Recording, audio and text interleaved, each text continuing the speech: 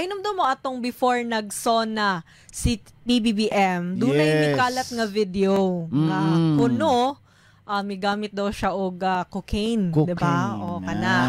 So viral go dayon tong kanta ni. Actually na statement po ang Malacanang ingon pa nila it's unfair daw kay nganong gipagawas gyud hours before siya mag-speech sa yang SONA. Gawas nga nag-viral tong ihang tong video nga gipakalat nga nag-cocaine ang presidente. Nag-viral po tong kanta ni Eric Clapton nga cocaine. Kana lang po mga kasama. Pero actually nanay tubag no ang NBI, PNP ani nga video kay kini manggod siya nga video. Nanay tubag da? Nanay tubag. Gikumpirmar sa NBI da? Gikumpirma nga dili siya.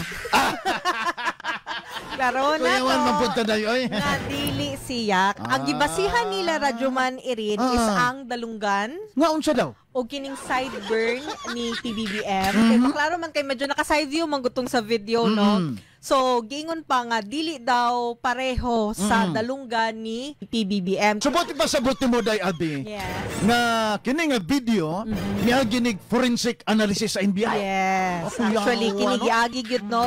Pinaagi sa NBI Cybercrime Division, si Chief Attorney Jeremy Lotok.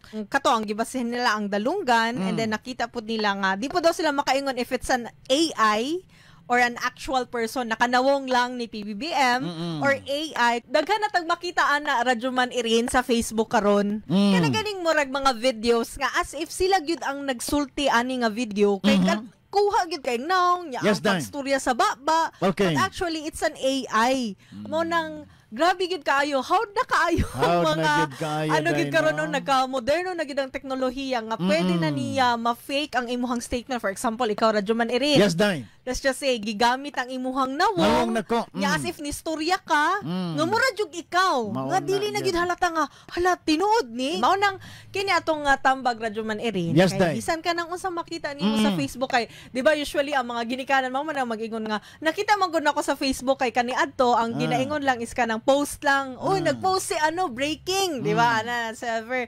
Karon mas mutuo na gyud tong mga dili pa kayo kahibalo like bago pa sa social media. Kung makita silang AI videos nga murag ikaw gyud ang nag-ingon. Real gyud ba? Murag ideal, murag mao gyud tong tao. Murag gyud og genuine, ha? Yes, so kana gyud mga kasama no nga dili gyud dayon ta mutuo. So makita nato sa mga social media labi pa kung ang kani atong sigurado no, kung ang nag-share is dili pod valid, like dili siya official statement from the government. Even magani ang mga government pages karon pwede na ma-hack.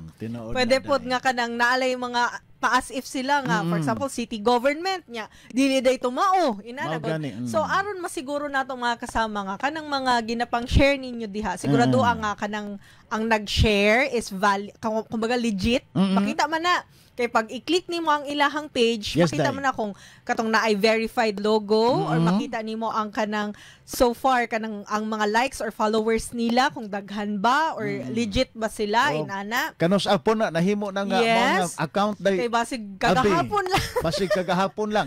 Intended lang paraan ang posting sa usa ka particular nga video or post magkakasama para nga dunay ma-share nga mensahe ngadto sa publiko o sa social media.